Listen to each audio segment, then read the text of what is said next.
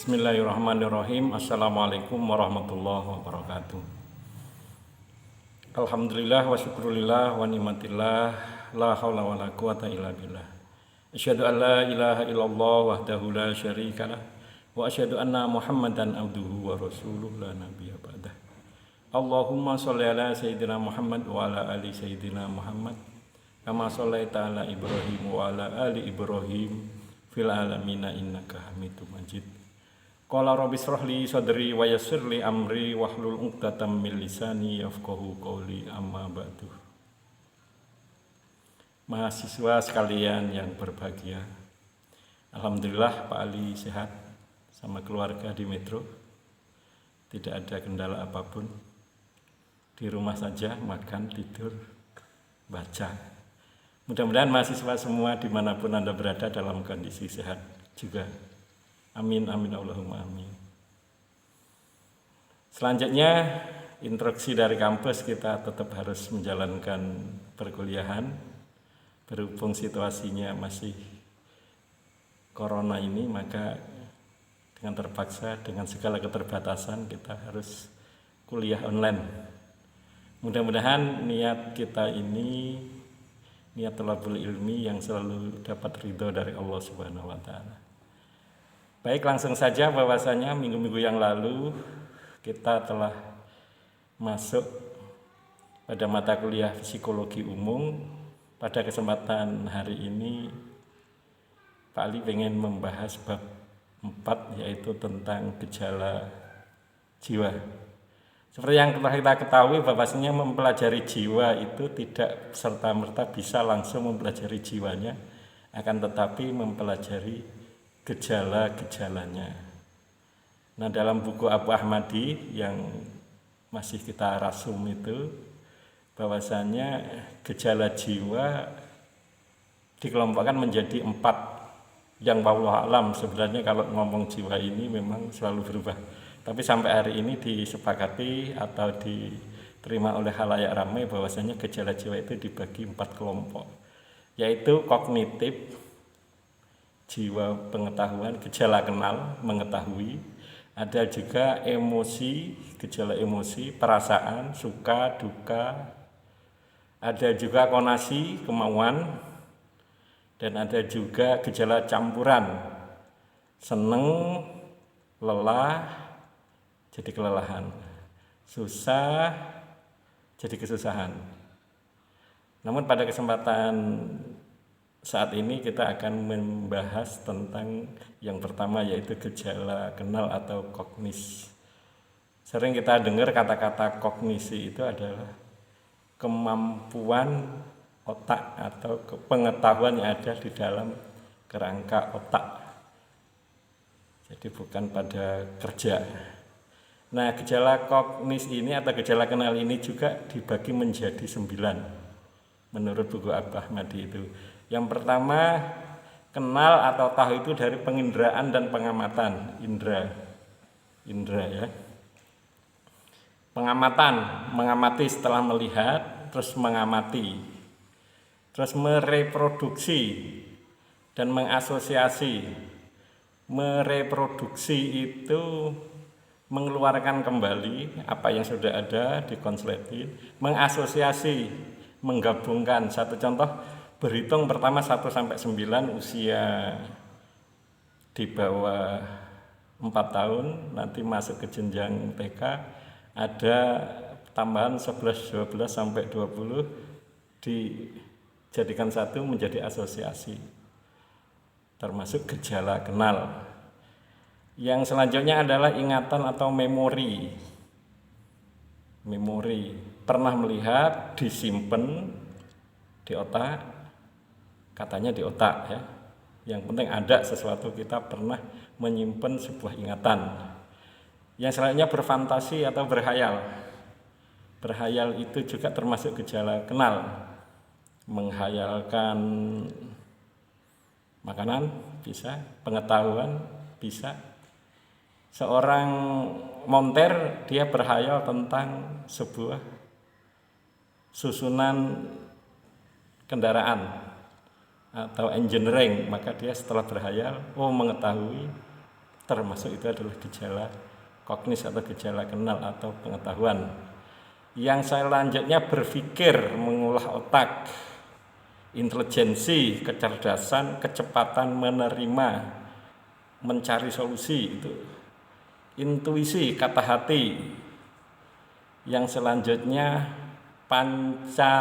pengamatan dan dari indera, pengamatan dengan indera, menyentuh. Kita bahas yang pertama, penginderaan dan pengamatan. Penginderaan adalah respon terhadap stimulus objek yang tampak. Ada Pak Ali, respon. Ada stimulus tampak, Anda mengindra, oh Pak Ali. Untuk mengetahui lebih dalam, ada pengamatan. Anda mengamati Pak Ali, mencari secara detail. Pak Ali sekarang ini agak gendut, rambutnya cepak, giginya tanggal lagi. Nah ini Pak Ali sekarang ini. Semakin detail pengamatannya maka semakin bagus. Setelah itu ada tanggapan. Gejala kenal selanjutnya menanggapi. Kesadaran jiwa hasil proses pengamatan terhadap stimulus. Menyadari, tanggap, oh Pak Ali giginya habis. Setelah mengetahui maka Anda akan bertindak. Oh Pak Ali nggak bisa yang keras-keras, harus yang empuk. Contoh seperti itu. Yang selanjutnya reproduksi dan asosiasi. Reproduksi adalah memunculkan ingatan kembali, tanggapan-tanggapan. Kita pernah seneng permen waktu kecil, mereproduksi kembali. Itu reproduksi. Yang selanjutnya adalah asosiasi, mengumpulkan atau menggabungkan tanggapan-tanggapan. 3 tambah 3 gabungkan menjadi 6. Ini termasuk pengetahuan asosiasi. Memori, semuanya informasi dari penginderaan masuk otak, disimpan, itu memori. Mendengar kata bisik-bisik tetangga, masuk otak, simpan. Nah, nanti akan direproduksi kembali ke awal tadi. Ya, selanjutnya berfantasi, membayangkan, berhayal. Fantasi adalah membentuk bayangan pengertian. Berfantasi seandainya. Akhirnya kita mengetahui, menimbang-nimbang, dan akhirnya menjadi kognis, gejala kenal dengan berfantasi. Berpikir itu adalah aktivitas psikis mencari tahu, mencari solusi atau mencari jawaban, itu berpikir. Aktivitas psikis otak ya, otak mencari tahu, solusi atau jawaban, itu berpikir. Intelijensi, kecerdasan, kecepatan psikis menyesuaikan diri pada suatu maksud. 7 tambah 1, yang cerdas akan cepat, itu cepat menyesuaikan, cepat tahu. 7 tambah 1, 8. Semakin cepat berarti intelijensinya tinggi. Kalau 9 kali 99 lemot, bukan lemot karena memang rumit. Sebenarnya kalau ada kata kunci, mengetahui rumusnya 9 kali 9 diketahui 81. Rumus juga itu. Yang selanjutnya adalah intuisi atau kata hati, termasuk gejala kenal kata hati. Satu contoh, mau berangkat ke kampus, hati mengatakan jangan pergi dulu. Oh ternyata di jalan hujan, itu kata hati. Sudah pakaian melipis, mau berangkat kampus, hati mengatakan jangan dulu. Oh ternyata ada tamu yang penting datang ke rumah, itu intuisi. Dan bermacam-macam. Itu sebenarnya kalau dalam bahasa agama seperti ilham. Yang 9 adalah pengamatan dengan panca indera. Memperhatikan dan menyadari stimulus yang datang. Memperhatikan dan menyadari stimulus yang datang.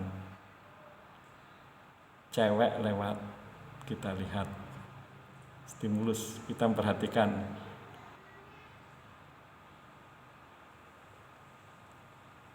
Kita diem, ada dari belakang bareng dingin nempel.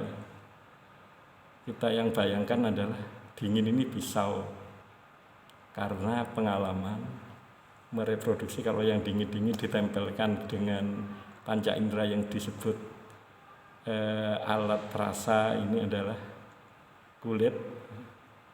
Oh ternyata bukan pisau, ternyata